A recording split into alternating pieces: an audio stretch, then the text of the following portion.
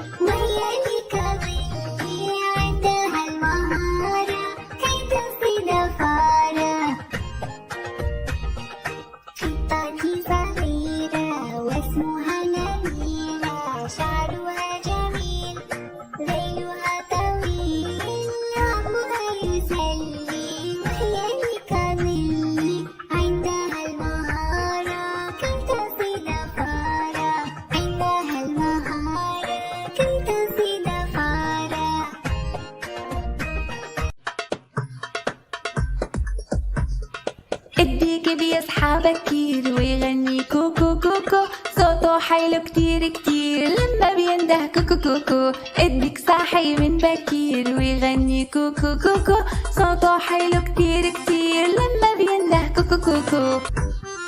فرحان بصوته فرحان بيصحينا مع الأذان، بيصحي حتى الجيران يلا اصحى يا نعسان. فرحان بصوته فرحان بيصحينا مع الأذان، بيصحي حتى الجيران يلا اصحى يا نعسان. واقف بيغني عالسور صباح الخير صباح النور، بيصحى بدري هالشطور بيحرس دجاجاته ويدور. واقف بيغني عالسور صباح الخير صباح النور، بيصحى بدري هالشطور بيحرس دجاجاته ويدور. الديك بيصحى بكير ويغني كوكو كوكو، صوته حلو كتير كتير لما بينده كوكو كوكو.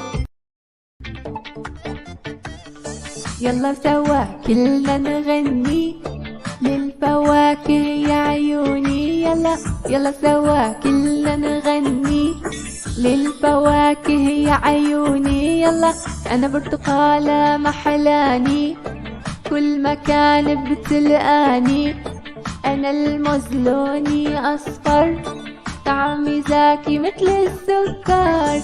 يلا سوا كلنا نغني للفواكه يا عيوني، يلا للفواكه يا عيوني. أنا البطيخ أخضر لوني، صغار كبار يحبوني. أنا الفراولة الحمرا، شكلي حلو طعمي أحلى. يلا سوا كلنا نغني للفواكه يا عيوني، للفواكه يا عيوني. أنا تفاح التفاح اللي بياكلني يرتاح. أنا الأناناس الأناناس بيحبوني كل الناس. يلا سوا كلنا نغني للفواكه يا عيوني، يلا للفواكه يا عيوني. أنا التين كتير مفيد، كلني صحتك تبقى حديد. والعنب كتير مزيون، فيتامينات وقد الكون. يلا سوا كلنا نغني للفواكه يا عيوني، يلا للفواكه يا عيوني.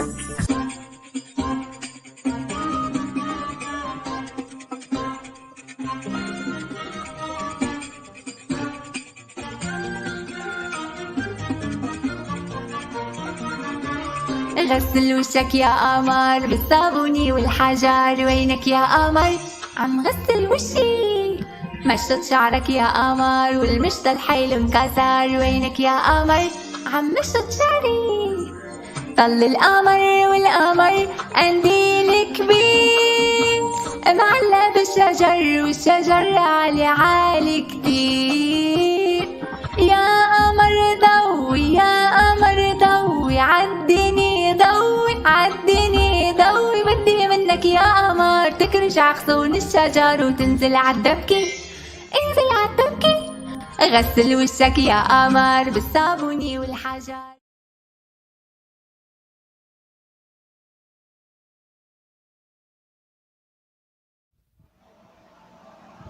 بسم الله الرحمن الرحيم. عاملين ايه يا حبايبي؟ كل سنة وانتم طيبين.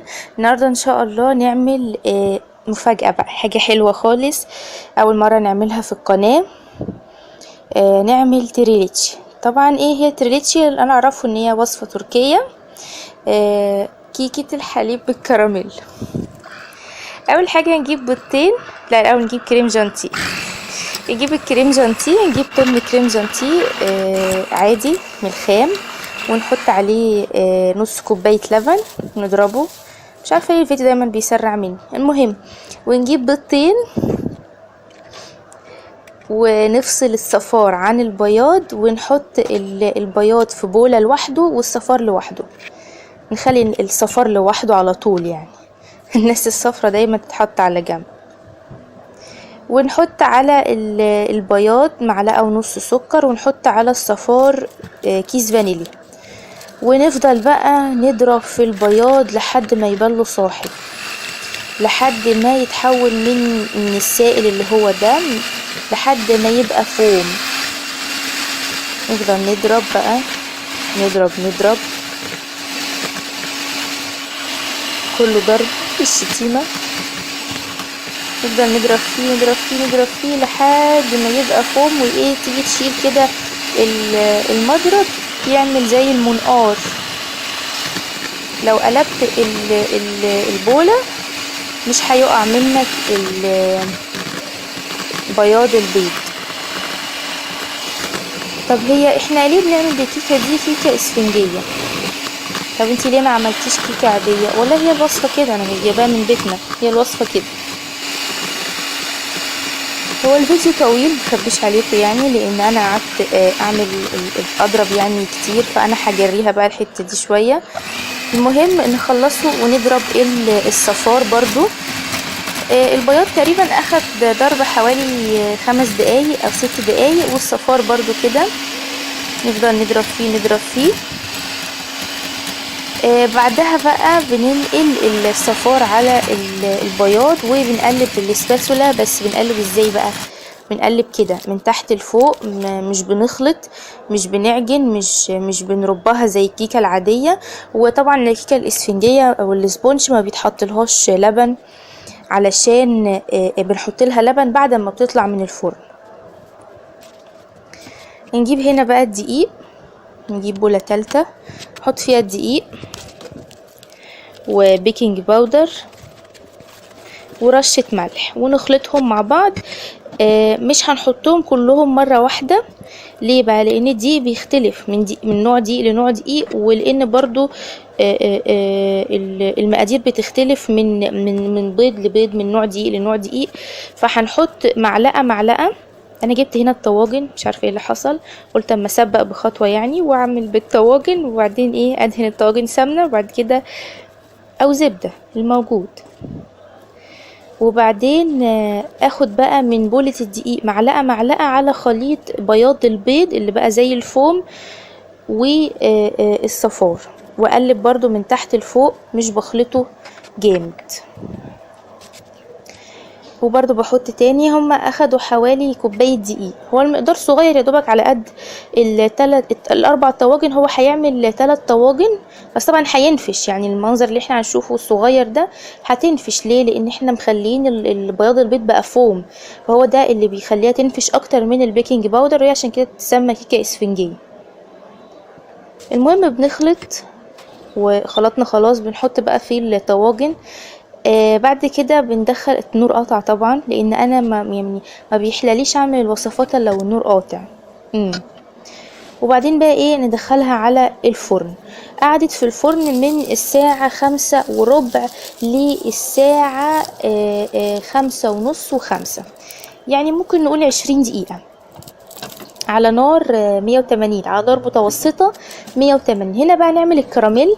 هي المفروض ان هي وصفة كيكة حليب بالكراميل. بنحط السكر، وبعد ما السكر بيتكرمل بننزل بمكعب زبدة. فين مكعب الزبدة؟ اهو. هنا يعني انا وطيت النار عشان ما يكرملش قوي ويمرر. وبعدين حطيت مكعب الزبدة، وبعد مكعب الزبدة بحط بق لبن صغير عشان لما يبرد ما يمسكش في بعضه، معرفش ان انا افكه. هنا برضو بيغلي تاني، حطيت مكعب الزبدة. هنا بقى ايه، بجيب الشوكولاتة البيضاء. المفروض ان الشوكولاتة البيضاء دي كنت انا هعمل بيها الشكل اللي هو الخطوط زي ما كنت عاملاها قبل كده في الصورة، بس ما نزلتش الوصفة، بس انا كلتها بصراحة يعني. احنا بنجيب الشوكولاتة بنقطعها، وبعدين بنحطها في زي طبق كده، وعليه مكعب الزبدة، وبنسيبها تسيح مع بعضها. هنا بقى الكيكة طلعت، بعمل لها اختبار بالشوكة، طلعت نظيفة ما فيهاش اي مشكلة. بعد كده بحط لها بقى اللبن. هي مش احنا الكيكة الاسفنجية ما بنحطلهاش لبن، ده قبل ما تدخل الفرن. طب هي في التورته بتتسقى، ممكن بق لبن او شربات او مية ورد. وبعدين بشيل هنا الزوايد اللي على الطاجن علشان يتبقى ليا حاجة مكان احط فيه الكريم جانتيه اللي انا عملته، وارص بقى، فهي بتبقى طبقة كيكة اسفنجية، طبقة كريم جانتيه، طبقة كراميل وشوكولاتة او تزيين من فوق، بس انا مرضيش ازينها. هنا الصورة بقى كلها مع بعض. بعد كده هبتدي بقى احط الكريم جانتيه وسنة سنة، والفه داير ما يدور، واشيل الزوايد بالمنديل. خلصتهم. بعد كده بقى انزل بالكراميل على كل واحدة فيهم. في المفروض ان في طاجن رابع انا اخدت زيادات وعملتهم فيه، بس انا مصورتهاش. بعد كده بحط اهو الكراميل، وخلاص بقى اخر خطوة اللي احنا بنطلع فيها اللحظة الاخيرة بقى، اللحظة المحببة الى قلبي. يعني مش بتيجي ليه؟ هتيجي اهي. خلاص بقى ونطلع بالمعلقة. المعلقة فيها ال3 مكونات، الكيكة والكريم جانتيه والكراميل، وبألف هنا وشفا، وكل سنة وانتم طيبين.